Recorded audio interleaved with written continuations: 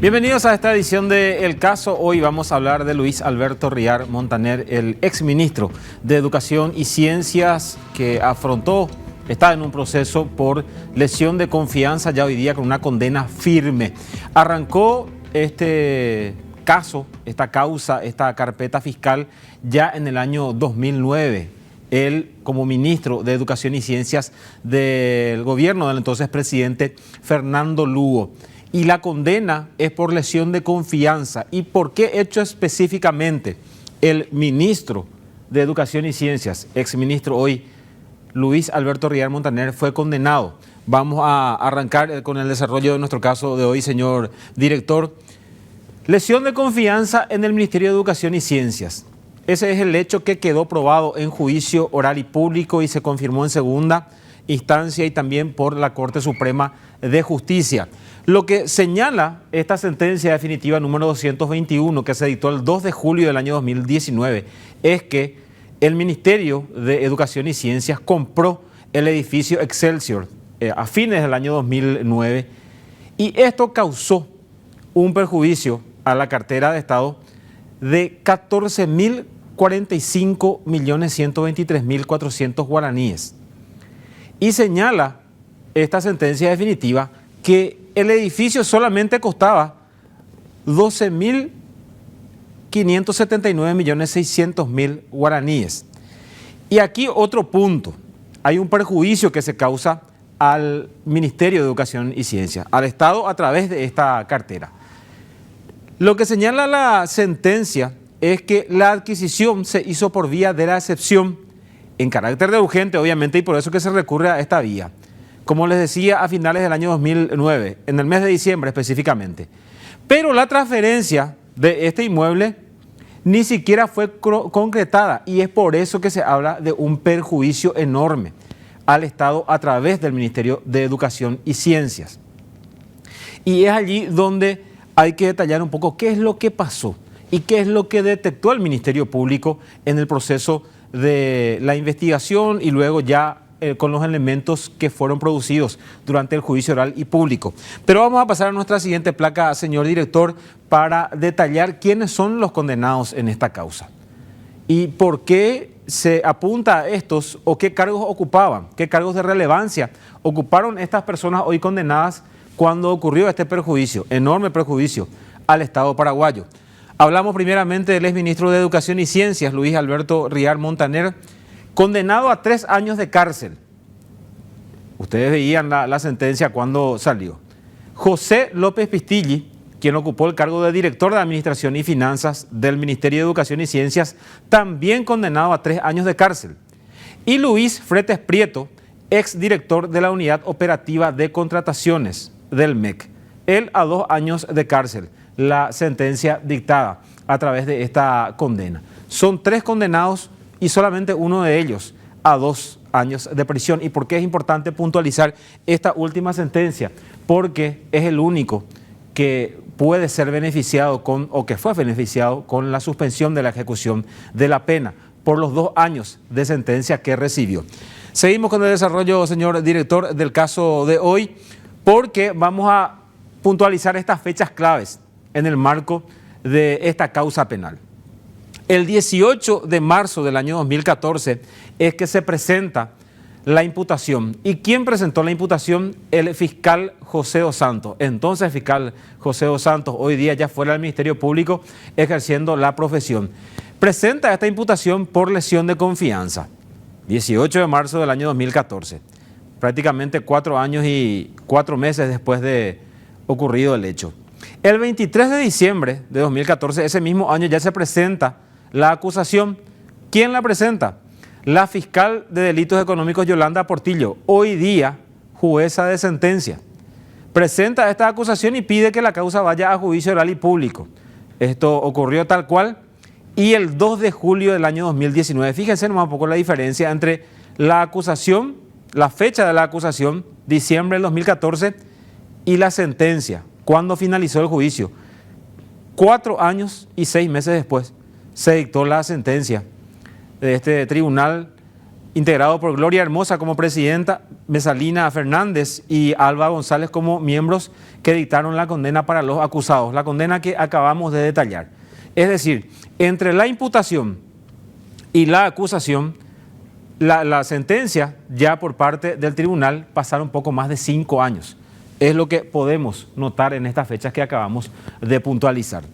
Seguimos con el desarrollo, señor director, para puntualizar otras fechas relevantes, porque el 4 de marzo del año 2021, es decir, poco más de, o casi 2 años de haberse dictado esa sentencia en primera instancia, es que la Corte Suprema de Justicia, a través de la Sala Penal, reitero, 4 de marzo del año 2021, la Sala Penal dicta el acuerdo y sentencia número 222, dejando firmes las condenas. ¿Por qué? Porque las defensas, tanto el exministro de Educación y Ciencias como los demás condenados, recurrieron a la Cámara de Apelaciones, que confirmó el fallo de primera instancia, y luego llegan a la Sala Penal con un recurso extraordinario de casación.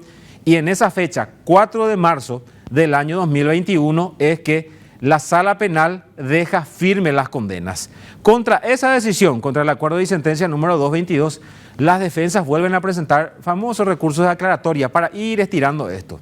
Rápidamente, un poco menos de 15 días, 2 semanas prácticamente, los mismos ministros integrantes de la Sala Penal, Manuel de Jesús Ramírez Candia, María Carolina Llanes y Luis María Benítez Riera, rechazan estos recursos de aclaratoria y allí ya queda firme. Ya quedaron firmes las condenas. Marzo del año 2021, estamos a más de 4 años de que las condenas hayan quedado firmes. Después vamos a ir señalando por qué puntualizamos estas fechas y por qué es importante recordar y mirar para atrás y ver cuándo quedaron firmes las condenas. Pero hay otras fechas que debemos puntualizar porque las defensas no quedaron aquí. También recurrieron a otra instancia de la Corte Suprema de Justicia. Como rebotaron en la Sala Penal, fueron a la Sala Constitucional. ¿Qué pasó en la Sala Constitucional? El 26 de mayo del año 2023, y esto sí, recién del año pasado se resolvió, se declaró caducada la instancia de la acción de inconstitucionalidad que había promovido el condenado, justamente Luis Alberto Riar, contra las sentencias dictadas por la propia Corte Suprema de Justicia. Es decir, la Sala Constitucional dice: se declaró operada la caducidad, ya no hay nada que resolver, ya no se puede esto analizar en cuanto a la acción de inconstitucionalidad.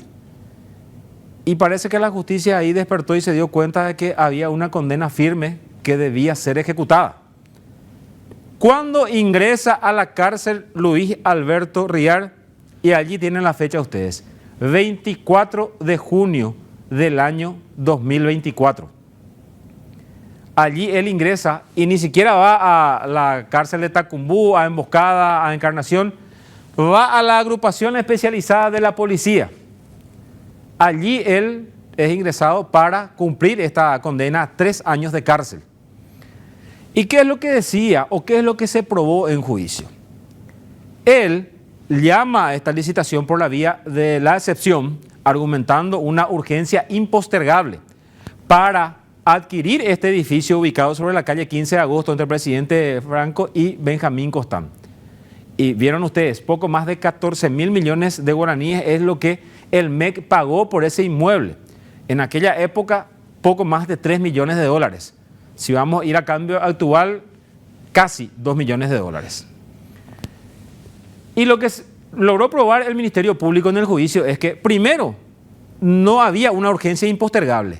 De urgencia, porque llegó al edificio en diciembre del año 2009, pero la contrato por IMA que el 23 de marzo del año 2010 año entregata el edificio el Ministerio de Educación y Ciencia. Esa urgencia, pero entonces sí, primero dije anota casi 4 meses y entrega a Juan de la Yoguágina. Pero hay más. La empresa adjudicada, la empresa que le vende este inmueble al MEC, termina entregando el edificio o recién entregando en el contrato el 30 de abril de ese año 2010.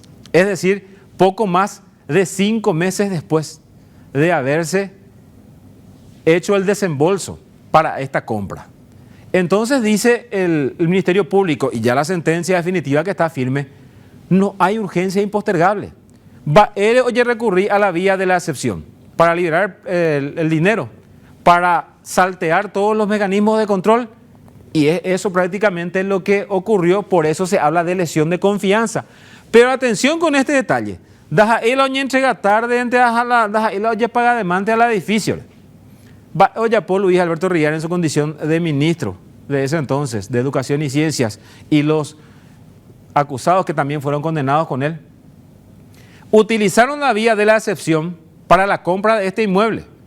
Oye, yo llego a Juan, o sea, en la plata, oye, desembolsás, yo me imagino, oye, pagás, oye, llegó al edificio. Pero, el edificio, Handa y Pore no estaba en condiciones para que los funcionarios del MEC puedan entrar allí a trabajar. No había en condiciones. Entonces, oye, ya pues mantener la remodelación. Bueno, oye, llegó a por la vía de la excepción, urgencia y postergable, entonces, pues, hoy menos oye remodelar. No. Para la remodelación sí ya se utilizó el proceso normal de licitación. Yuko a vender empresa A, Yuko a vender empresa B, Yuko a vender empresa C, ya misma vende oferta, voy para hacer la remodelación. Entonces, ese es otro elemento que en el juicio oral y público se probó y que sustenta esta condena.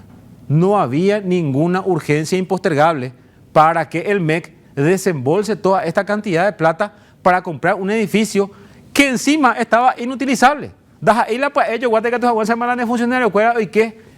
O va a Pepe. No, porque tuviste que remodelar otra vez. Pagaste de más, encima el remodelar. Esa es la sentencia. Jape Jauere, la Luis Alberto Riar y otras 3 personas fueron condenadas con él. Otras 2 personas. Su ex director de administración y el director de la unidad operativa de contrataciones. Seguimos con nuestra historia, señor director, la otra parte de este caso.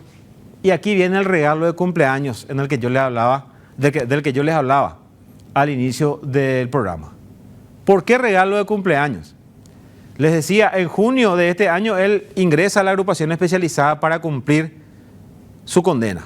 3 años de cárcel, él no tuvo prisión preventiva, no es que hay que descontarle 6 meses, ningún tiempo estuvo cumpliendo prisión preventiva el señor Luis Alberto Riar.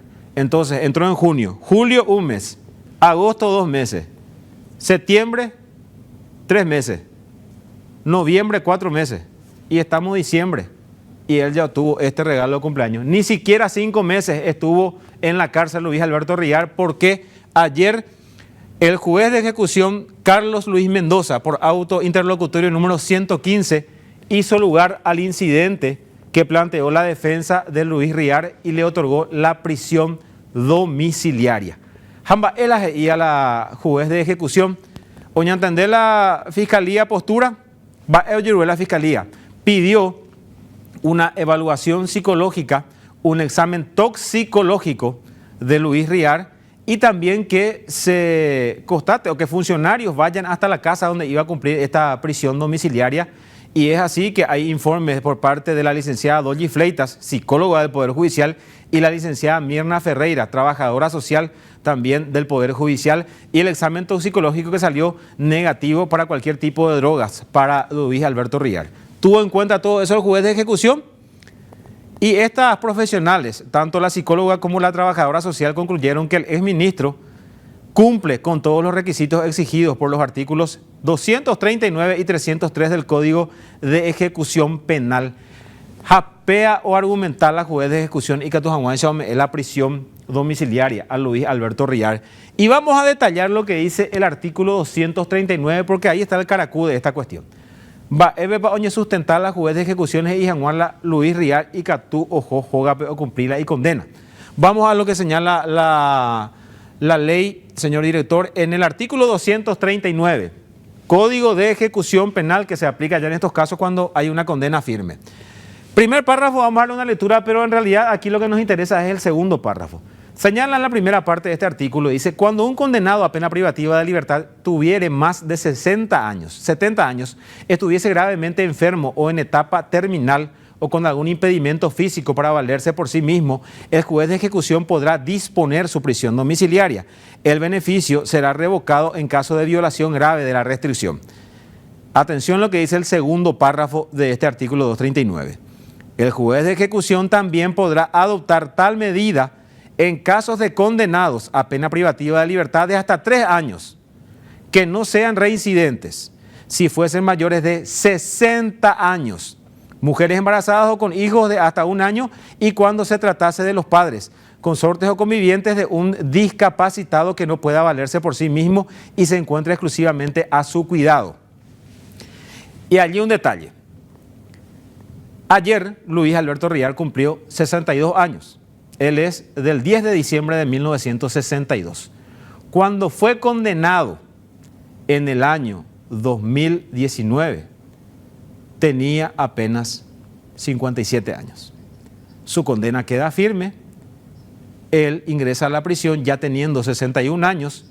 Ayer cumplió 62 y como regalo de cumpleaños obtuvo la prisión domiciliaria. ¿Por qué decimos que este es un regalo de cumpleaños? Porque estiraron tanto el proceso, presentaron tantos recursos que llegó a esta etapa del proceso para que pueda cumplir él esta parte que exige la ley para tener la prisión domiciliaria. Y aparte de tener la edad, porque obviamente fue condenado solamente a 3 años, que es otro punto que exige la ley en su segundo párrafo, se habla de un tema muy importante.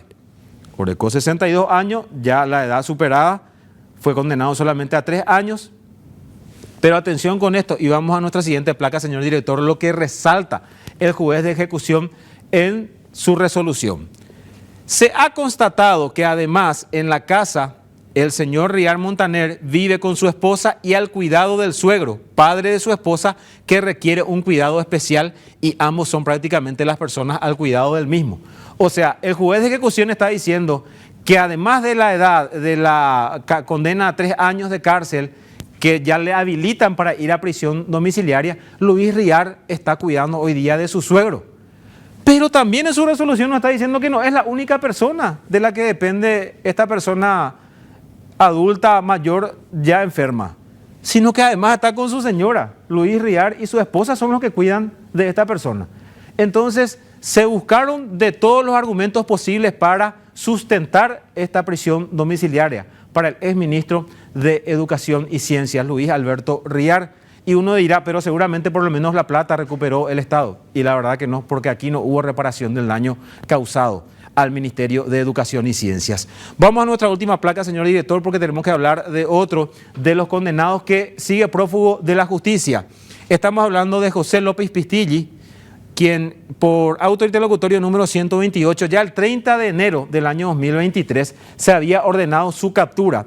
Y el 25 de junio de este año, el juez de ejecución Carlos Mendoza ratificó esa orden de captura. Su defensa desde la clandestinidad, él recurrió esta resolución judicial y el Tribunal de Apelación Penal ayer, 10 de diciembre, resolvió confirmar lo que había resuelto el juzgado de ejecución. Es decir, José López Pistilli actualmente está prófugo de la justicia, tiene una condena a 3 años de cárcel que debe cumplir y por eso cuenta con una orden de captura. Este es el caso de Luis Alberto Rial, exministro de Educación, condenado él a 3 años de cárcel, estuvo 4 meses en prisión en la agrupación especializada de la policía y desde ayer, día de su cumpleaños, está en la comodidad de su casa.